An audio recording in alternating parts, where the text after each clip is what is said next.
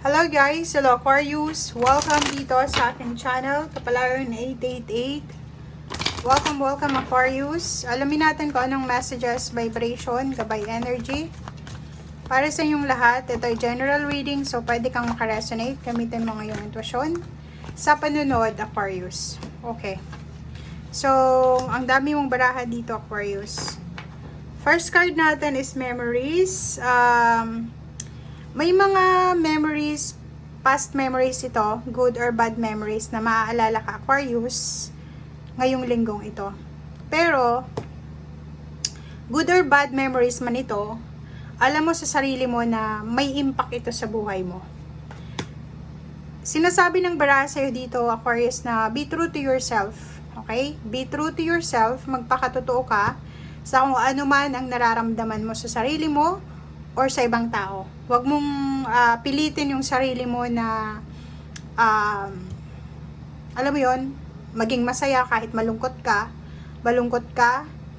or masaya ka tapos malulungkot ka. Parang gano'n. So, yun.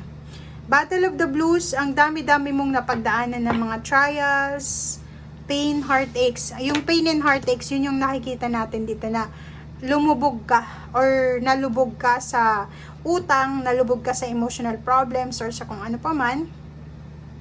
And ngayon, sinasabi ng baraha na gamitin mo itong mga napagdaanan mo na hindi maganda para sa positibong pagbabago. 'Di ba? Kasi may mga iba, Aquarius, na hindi naman kayo yon. May mga ibang tao na dahil sa pagsubok or sa problema, sa trials na napagdaanan nila, nagiging bitter sila. Sobrang bitterness ang puso nila. So, eto sa'yo, hindi. Sinasabi ng baraha na gamitin mo yung nangyari sa yung mga problema or yung mga pinagdaanan mo na hindi maganda para sa positibong pagbabago. And if ever may anak ka, may mga pamangkin, apo, wag kang masyadong mag-alala sa kanila kasi nasa tamang direction sila. They're protected, they're loved, they're guided. Okay? So, yun. Dito naman, pareho lang to dito. May mga memories ka, like marami kang negative or hindi magandang memories sa past. Mas marami yung hindi maganda kaysa magandang nangyari sa'yo sa nakaraan. Kaya sinasabi ng baraha sa'yo na learn to let go. Let go mo kung ano yung dapat let go. Alisin yung dapat alisin. Okay? And yun, mas maging, anong tawag dito? Mas maging matatag tayo, mas maging strong ang ating faith or mas maging strong ang ating commitment sa Panginoon. Okay? So, yun yung sinasabi ng baraha sa'yo. Or parang sinasabi sa linggong ito na if ever matagal ka nang hindi nagsisimba or hindi nagpipray, siguro bigyan mo yung sarili mo ng time na makipag-communicate sa ating Panginoon through prayers or through evocation sa angels or sa archangels. Okay.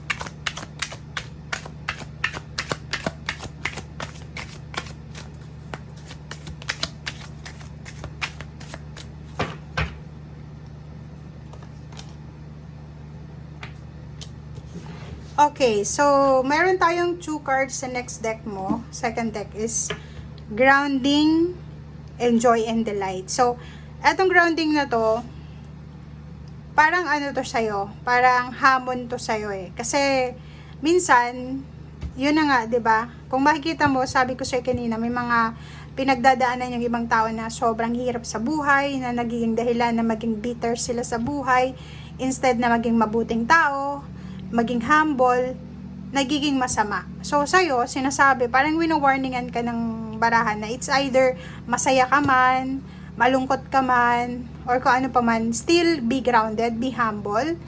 Wag tayong mapagmataas, parang ganun yung sinasabi ng baraha sa'yo dito. Okay?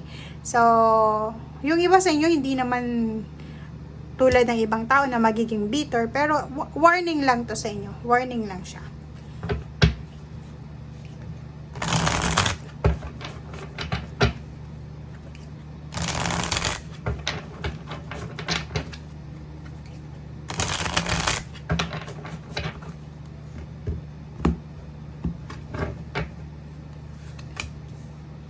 Okay, the Hermit. And Princess of Spring. And Eight of Autumn. Etong Hermit card na to, sinasabi ng barya sa'yo na this week, if ever man maraming gumugulo sa isip mo, hindi ka mapanatag, ang daming confusion, maghanap ka ng taong pwedeng makatulong sa'yo na makapagbigay ng advices, or may mga taong pwedeng magbigay ng, alam mo yun, pag may kausap tayong iba, may mga taong gumagaan yung pakiramdam natin. Diba? And yun, take a break from society. Huwag tayong masyadong, anong tawag dito? Involved sa mga nangyayari sa ating paligid, 'di ba? So paminsan-minsan, tulad ngayong linggo, bigyan mo ang sarili mo ng break, like social media, sabbatical, 'di ba? Huwag kang masyadong nakafocus sa social media, sa cellphone. Spend time with yourself or alone with your family, with pets, or kaano man. Yun na nga, in spiritual dito, commitment sa spiritual mo. Pareho lang naman dito na sinasabi na kailangan mong i-pursue yung spiritual growth mo, 'di ba? Mas kailangan nating maging matatag. Kailangan nating maging malakas yung ating connection sa Panginoon. Okay? Next is yun, if ever man may gusto kang gawin, huwag kang panghinaan ng loob. It's time to go after your dreams, Aquarius. Gawin mo ang lahat ng gusto mo na alam mo pwedeng mag-expand ng horizon mo. Gamitin mo kung ano yung talent mo, o ano yung creativity na ibinigay sa'yo, yung strength mo na binigay sa'yo ng Panginoon. Okay? And lastly, etong 8 to bottom na to is parang reminders din sa'yo to na huwag kang magpadalos-dalos sa decision making mo.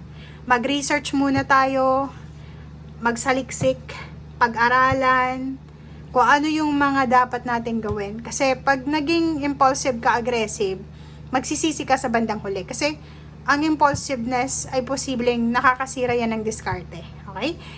May iba sa inyo dito na if kulang kayo sa skills, pwedeng mag-enroll kayo sa mga skills training program, seminar, pwedeng bumalik sa eskwela, or kung ano man to na pwedeng nating magamit, or kung saan tayo pwedeng matuto, or pwedeng makakuha ng additional learnings or skills or kung ano pa man. Okay?